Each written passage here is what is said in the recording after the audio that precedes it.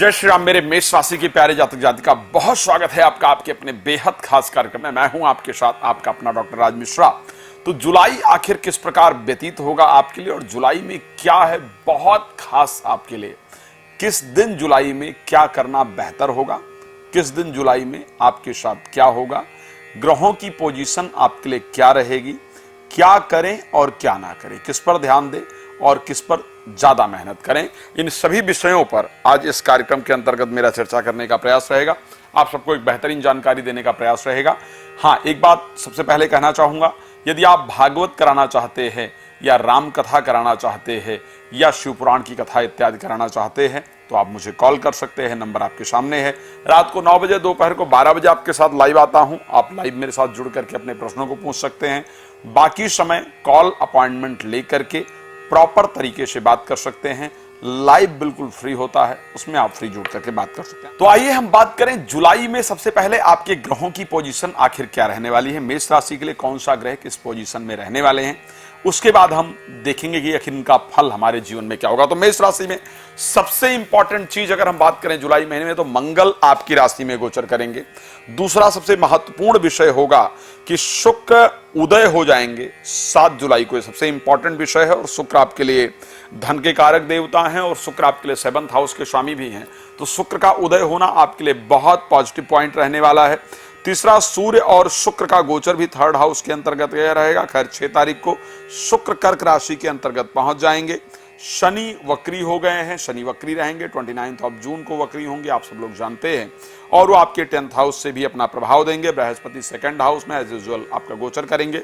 Rahu 12th house के अंतर्गत और केतु 6th हाउस के अंतर्गत। तो आखिर इनके अगर हम प्रभाव की बात करें कि जो प्रभाव है इनका वो किस प्रकार से रहेगा, जब मैं मेष राशि की बात करता हूं, मैं पिछले काफी समय से बात कर रहा हूं, तो मेष राशि में क्योंकि राशि स्वामी मंगल स्वयं 12th हाउस में राहु के साथ गोचर कर रहे थे, इंपैक्ट बेहतरीन नहीं था।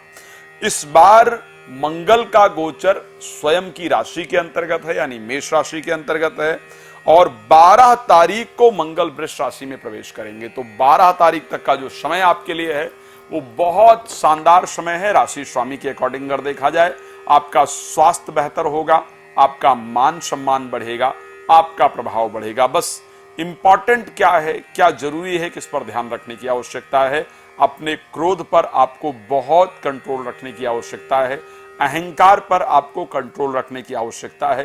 क्रोध पर और अहंकार पर कंट्रोल रखना आपके लिए सबसे महत्वपूर्ण होगा। दूसरा, बृहस्पति 2nd हाउस के अंतर्गत गोचर कर रहे हैं और धन भाव के स्वामी शुक्र आपके उदय हो जाएंगे 7 तारीख को भी 4th हाउस के अंतर्गत।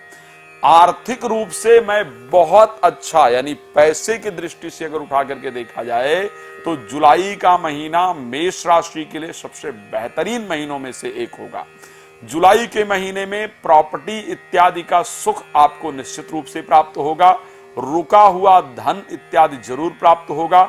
किस तारीख को प्राप्त होगा, कब प्राप्त होगा, कौन सा दिन बेहतर बन रहा है, इस विषय पर हम आपके साथ जरूर चर्चा करेंगे, इसकी भी जानकारी आपको जरूर देंगे। तो धन इत्यादि आपको जरूर प्राप्त हो, इस प्रकार की परिस्थिति है। प्रॉपर्टी इत्यादि से रिलेटेड जो कार्य हैं वो आपके बने, इस प्रकार की कंडीशन आपकी है। आत्मविश्वास इस महीने आपका वृद्धि रहेगा, आत्मविश्वास में वृद्धि रहेगी, इस प्रकार की कंडीशन आपकी राशि के अंतर्गत दिख रही है। अगर नौकरी में कोई पोजीशन छूट गई थी या कहीं पर अपमानित करके निकाल दिया गया था या कार्य में कोई ऐसी चीज थी जो बहुत दिन से नहीं हो रही थी, तो वो कार्य इस माह आपकी होती हुई दिख रही है। बिकॉज शनि वक्र गति से वक्र होकर के और आपके 10th हाउस से भी प्रभावित करेंगे, तो ऐसी परिस्थिति के अंतर्गत ये आपके लिए लाभप्रद होगा।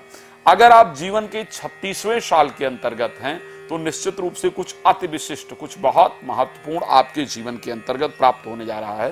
तो सबसे पहले हेल्थ में स्पेशली बीपी को लेकर के ध्यान रखने की आवश्यकता है, ब्लड प्रेशर को लेकर के आपको ध्यान रखने की आवश्यकता रहेगी, क्रोध पर कंट्रोल रखने की आवश्यकता रहेगी।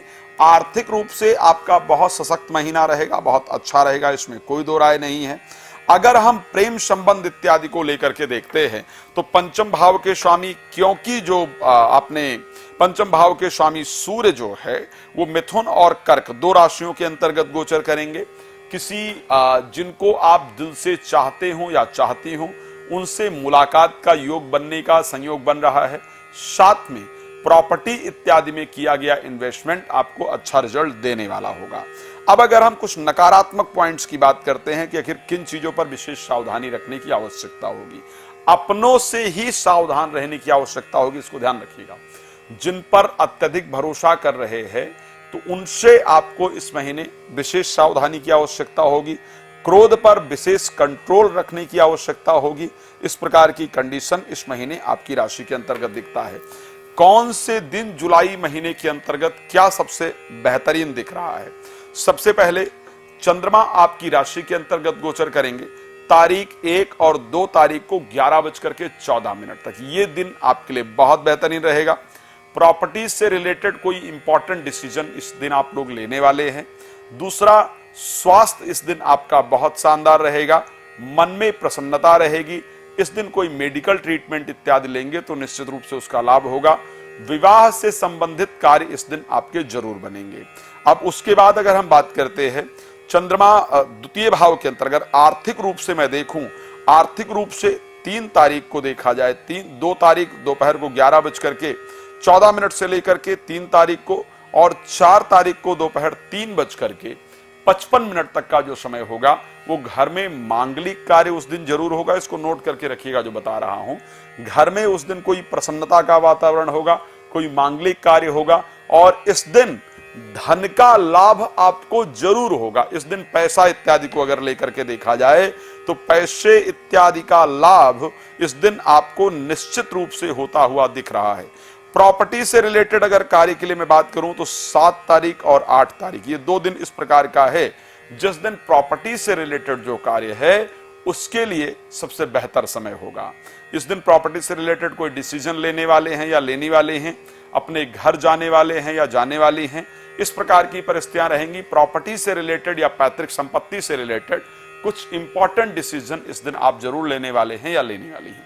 अगर हम बात कर लेते हैं प्रेम संबंध को लेकर के या संतान को लेकर के या विद्या अध्ययन को लेकर के, तो ये जो दिन रहेगा प्रेम संबंध, संतान या विद्या अध्ययन का 9 तारीख को सुबह 7:53 से लेकर के 9 तारीख को सुबह 7:53 से और उसके साथ 10 तारीख हो गया 11 तारीख को शाम को 7:50 तक। यह समय जो होगा उस दिन विद्या अध्ययन, संतान, इसमें आप व्यस्त रहेंगे। विद्या अध्ययन में व्यस्त रहेंगे, पढ़ाई लिखाई में, संतान से संबंधित कुछ महत्वपूर्ण कार्य में व्यस्त रहेंगे या संतान को लेकर के चिंतित रहेंगे या संतान के बारे में सोचेंगे। संतान से रिलेटेड कुछ इंपॉर्टेंट कार्य इस दिन आपका होने वाला है। प्रेम संबंध से रिलेटेड कुछ इंपॉर्टेंट कार्य होने वाला है या उसके बारे में सोचने वाले हैं या सोचने वाली हैं। एजुकेशन से रिलेटेड कुछ कार्य के बारे में सोचने वाले हैं या सोचने वाली हैं।